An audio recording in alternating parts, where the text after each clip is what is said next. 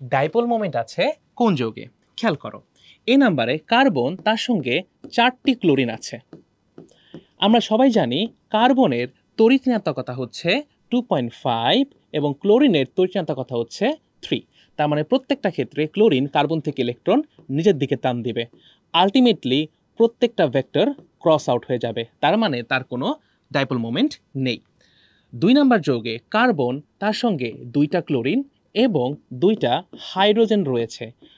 আবারও সেই একই তড়িৎ ঋণাত্মকতার পার্থক্যের জন্য ক্লোরিন ইলেকট্রন নিজের দিকে টান দিবে, এই ক্লোরিন ইলেকট্রন নিজের দিকে টান দিবে, এবং হাইড্রোজেন থেকে ইলেকট্রন টান দিবে কার্বন।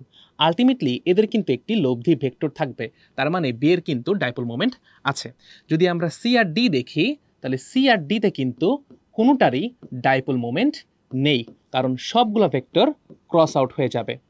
আবার যদি ডি নাম্বার দেখি, ডি নাম্বারও কিন্তু কোনটারই ডাইপোল মোমেন্ট নেই। তার কারণ হচ্ছে প্রত্যেকটা ক্ষেত্রে কিন্তু আমাদের ভেক্টর ক্রস আউট হয়ে যাবে।